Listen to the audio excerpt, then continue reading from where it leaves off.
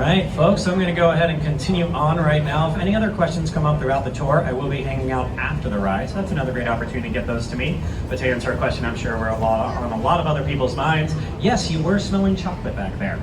Blommer's Chocolate Factory is a couple blocks from the river, so we don't see it, but if they're baking and the wind's blowing right, we do smell it. If you haven't heard of Blommer's, that's understandable, and that is because they make chocolate for other candy companies. So they're a wholesale supply. Oh, and by the way, if we kept going north in that direction, the north branch actually meanders almost up to the Wisconsin border. So it goes about 20 miles there north. It's much narrower, much shallower. That's where that part of the river originates. So now we head to the south branch, as we do. First of all, over here to the right, you got this curving white building. These are the riverbed commons. Those opened in the early 2000s. All the units there face to the east. That was to give them an amazing view down the main branch of the river. Now they have an amazing view of the new Wolf Point buildings. Here's the deal. In Chicago, typically you don't own your view. Now you may pay a lot of money to get it, but if your building sits across from what used to be parking lots, you better buy those parking lots if you don't want something to go up on them. Were they happy about that? Absolutely not. Did they sue to try to stop it? Absolutely. Did it work? No. So they still got a nice view of us down here on the river. There's worse things. All right, as we get this nice breeze here, taking a look right in front of us, let's talk about this very unique glass office tower sitting on an impossibly small 39-foot base, 150 North Riverside. Now, this building, the reason it sits on such a thin base has to do with where it's located. See, to the right, you got commuter train lines down at ground level. So the building hangs above those tracks with a plaza capping them. And then to the left, you have the river. And see, since the early 90s, the city has required any new building sitting along the water's edge, you gotta set back at least 30 feet. That creates a space where, well, people can go. They did negotiate the fact that their building gets to hang above their riverfront plaza. And if you're taking photos tonight, nothing says Chicago like an L train passing. I'll probably have to pause it. It's a little noisy.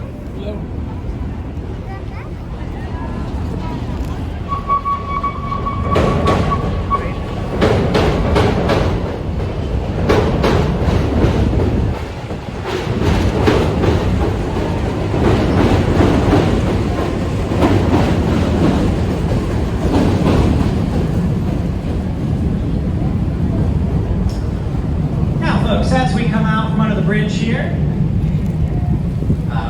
as you take a look at that very impressive building, I'll talk more about the actual engineering that holds it up when we pass by again later on. But it was designed by the Chicago firm Getch Partners. Getch did such a great job with that building. Bank of America commissioned them to design their new office tower in front of us here at the left. And folks, the crew is coming around. Marlon and Justin, they are passing out ponchos if you would like them. So give them time, they'll get around to you.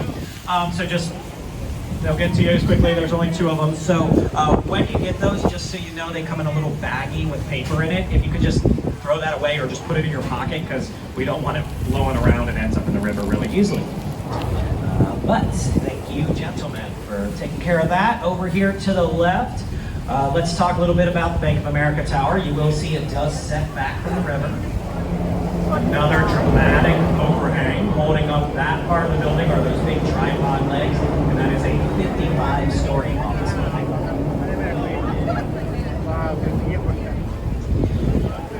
Now, when a new building like this goes up in Chicago, it's always important to mention the fact that Chicago's soil is awful for skyscrapers.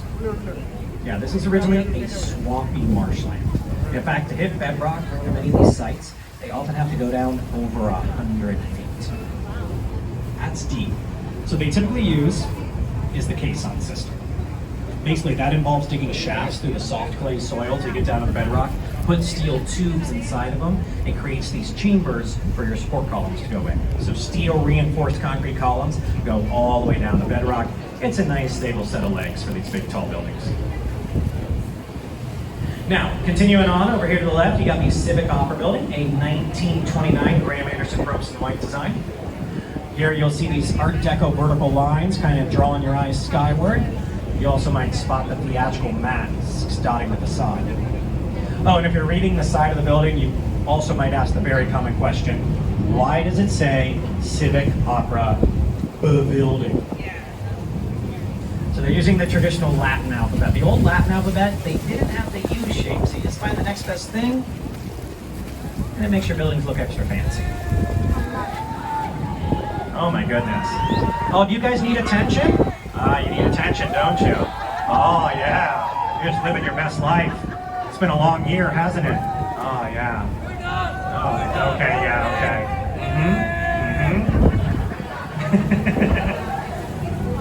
Good work, everyone. I think. I don't know. A lot of things are yelled at this boat. I never know what it's going to be. It's pretty mild. All the things that can be yelled at this boat. I'm pretty happy with that interaction. So, folks, as we continue on here right now, we're kind of moving into a new era of architecture over to our right. So we just passed by some, Art Deco designs from the 1930s, and then there's this gap in architectural history of Chicago because in the 1930s and 40s, they basically stopped building skyscrapers because of the Great Depression and World War II. So you didn't start up again really here until the 50s and 60s, but then you start getting buildings like you see here to the right. Simple, boxy designs became very dominant. Now there are different architects who are big proponents of this, but one of the biggest spent most of his career in Chicago. His name, Ludwig Mies van der Rohe. He is famous for the phrase, less is more. He wanted to strip buildings down to their essential elements. So he focused on the structure alone with no extra decoration. Simple steel and glass black boxes is what he went for. Straight lines, right angles, kind of repeating patterns. Now these buildings we pass here to the right, not designed by Mies van der Rohe himself. They're actually designed by people who had studied with him.